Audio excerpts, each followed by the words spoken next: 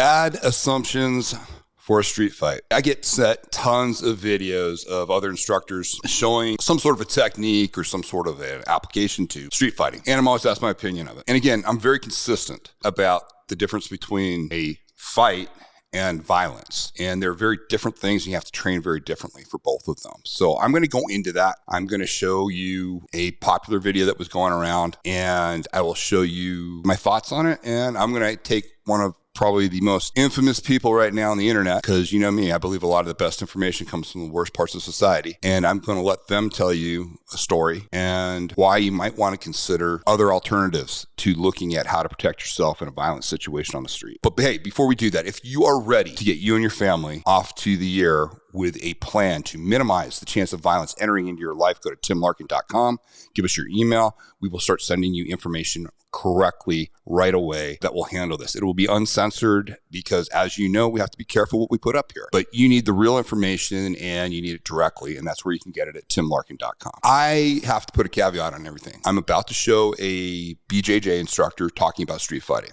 It will be jumped to conclusion that somehow I'm anti-BJJ or I'm calling it, saying it's worthless. All my kids are training in Brazilian Jiu-Jitsu. I have tons of friends that are in Brazilian Jiu-Jitsu. I love it. I actually train, getting my butt kicked on a daily basis by some very good practitioners. So I have utmost respect for it. There are limitations to some of the applications, just like there's limitations to everything that we do. But there is a trend going around where a lot of people were showing street fighting techniques using Brazilian Jiu-Jitsu and how they do this. And I'm just going to make a couple of comments on it. So I'm going to show this one instructor, no disrespect to him. He's showing, excellent technique. He seems like a really nice guy, and I'm sure he believes this is a good way to do things for what he's imagining. And that's what we got to talk about, is what are you imagining? So let's get to it. This is probably the absolute worst position you can be in a street fight. Part one, when he... Okay, so that's the idea is he's talking about a street fight. To me, this looks more like a schoolyard type of a situation. Somebody's on top of you. It's something that, especially in BJJ, they're very comfortable with because this is how they, on a rolling basis, this is where they find themselves in positions like this all the time. Now, what are the assumptions he's making here? He goes, this is the worst position. Now, he's saying it's the worst position from a standpoint of the two guys, but there's more to it. Let's keep going. Start trying to punch. I've got to make sure my hands are up to try to defend as much as I can. Very bad position for me. What I want to do is I want to bring my feet up and use my hips to try to launch him this way. And what I'm going to do here, as I stop him from punching, is I'm going to overhook him. This is going to keep him from hitting me with that hand. Now, I take this foot, trap this foot, this hand, and I'm going to hit him with like a big right hook and knock him over the arm I have trapped. Let's look at what he just did. No problem. He's based on the floor. He decides to buck his hips, get the guy off of him. That's actually pretty good. He's in a better position as far as the planet is concerned. His center of gravity is lower than the other guys. But again, what are they assuming the whole time on this? They're assuming one-on-one, which in street violence, that's just not the case. As I've always said, you have to consider that getting in violence in the street, you have to always plan for multiple attackers. Those attackers are going to be bigger, faster, and stronger, and they're probably going to be carrying tools, things like knives, guns, clubs. One of the worst positions you can find yourself is on the ground, not in the dominant or non-dominant ground position. It's being on the ground itself. It's just a bad place to be. So what's the assumption this guy is showing the whole time? He's assuming one-on-one. And that's where I see most of these instructors. They come in and they're assuming it's just me and this one guy, and we're talking about a quote-unquote fight. We're not talking about violence. And I think it just leaves you with some principles that work in the dojo. They work in the cage. They're going to be really dicey on the street, because on the street, you're going to be dealing with all the unknowns, all the black swan events, all the things that you don't have to worry about in the dojo and in the street. Also, look at the surface they're training on. What are they training on? They're training on a matted surface. So it's easy to move around, easy to slide around, easy to do some of these things. If he was barefoot on the street doing this, it would be extremely painful for him to do it. He'd be ripping his skin. There's all sorts of things that are not being considered here. And the only reason I'm criticizing this is because they're specifically saying a street fight, and not because they're training jiu-jitsu or what he's showing is incorrect or jiu-jitsu or anything like that, or ineffective. As far as violence is concerned, everything he showed basically, except for the bucking of the hips and stuff, requires strength. Everything he showed requires manipulation. I haven't seen a direct one-to-one injury, meaning the movement that you take results in an injury on them, going to a vulnerable part of the human body. I see things that require you to use your strength, technique, nothing going straight into an area that gets you an immediate result, which is critical when your life is on the line in the street. They're always your go-to. Sometimes they're a little strong and I can't buck them enough to be able to make this work. So what I'm going to do is he's trying to hit me, my hands are up. I'm bucking a little bit. I want to go right here. As I go here, guys, there's space I've created from bucking him. If he's talking about some sort of a schoolyard scrap or something and nobody really wants to, do damage to each other, okay, what he's doing right now is there. But look, their heads, look how close their heads are. Nobody's going for any of the vital areas that are easily available, easily reachable, and could actually end the contest and get you back up on your feet very quickly. Again, the thought process is I'm in a quote unquote fight. It's me and him. I don't have to worry about anybody else. And therefore I can take my time to get a result. And I can play with the idea that I'm going to rely on strength. Everything here still requires strength. He said, okay, if the guy's too big and I can't buck him off, I'll use this where I'm going to start banging into his hip crease. Still requires strength. And it's not actually an area that's going to get him an immediate result. Why? Because they're not going into an area that's causing trauma. And again, that's exactly what you want to do when your life's on the line. I am talking about true violence on the street, not a scrap, not two guys that are just trying to ego out, that really don't want to hurt each other. I'm assuming if he's talking street fight, he's talking about criminal violence and the potentiality for real injury, if not death. And so I'm taking it under those conditions. I'm going to push on the hips and I'm going to make space. He's still going to try to continue to punch me. That's why I'm coming up and I'm going to try to control here. I have distance I can create here.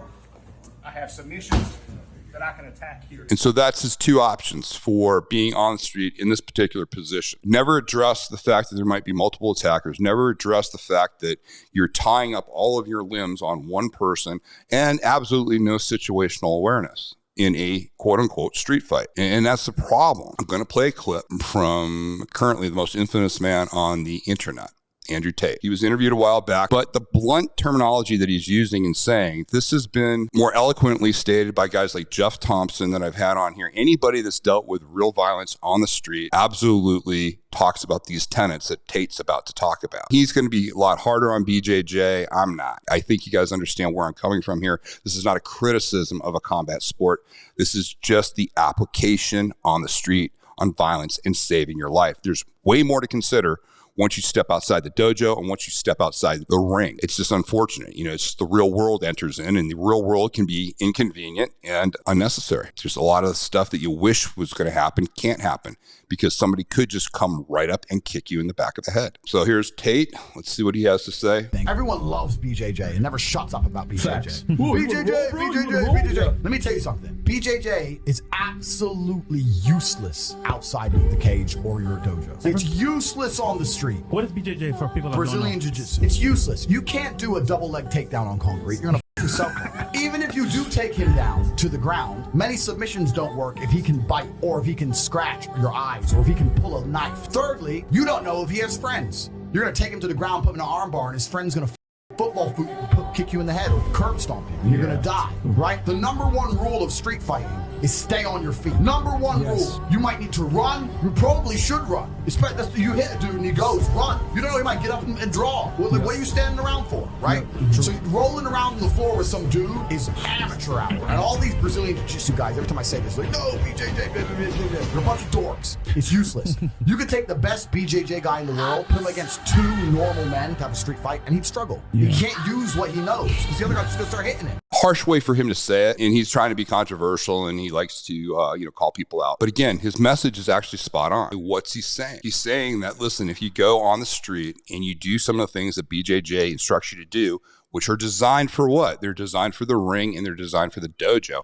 They're also designed to assume a duel, one-on-one. They're not designed for multiple attackers. And a lot of people will yeah, but, just like Tate says on this. But listen, how many other times have I shown you, unfortunately, combat sport practitioners, many of them BJJ guys, who assume a duel type situation where they're focusing on one person on the street and they're oblivious to the rest. We had one poor guy got stabbed to the neck and killed.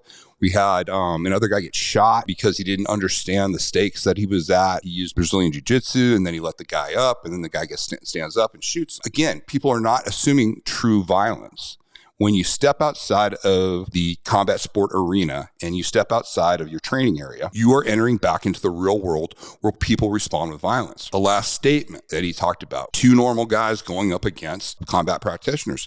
Yes, many times, two normal people that want to just do harm. Now, make me be very clear. They want to use violence, meaning they will grab a pipe. They will do something to do harm to an individual.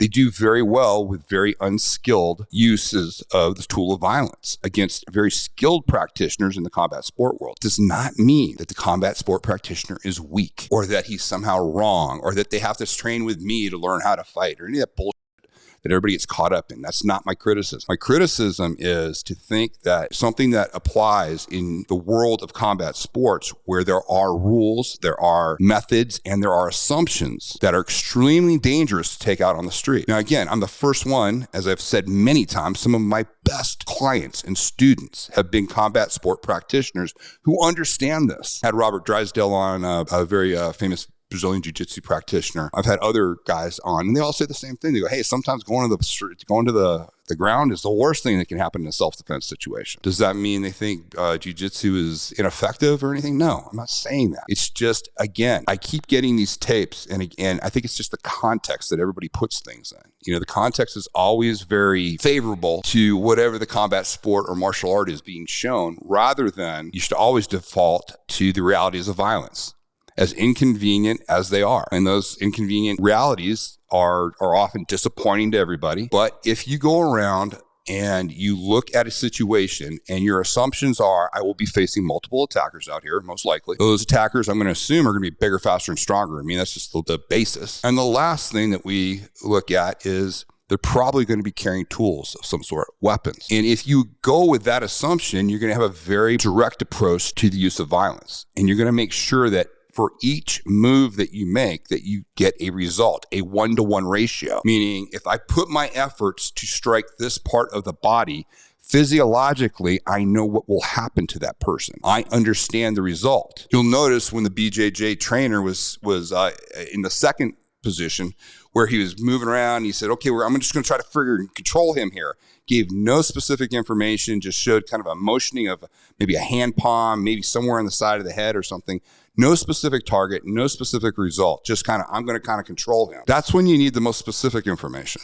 You need to know where to put those efforts. I appreciate you guys sending these in. I also hope everybody understands that combat sports are just the foundation of not only great training, it produces good people. And I got to say, my friends in the BJJ community are some of the best people in the world that I deal with. They're just outstanding individuals. It's an outstanding community. It's just this keeps coming up. And when it comes into the world of violence, you have to adjust. You have to adjust to realities.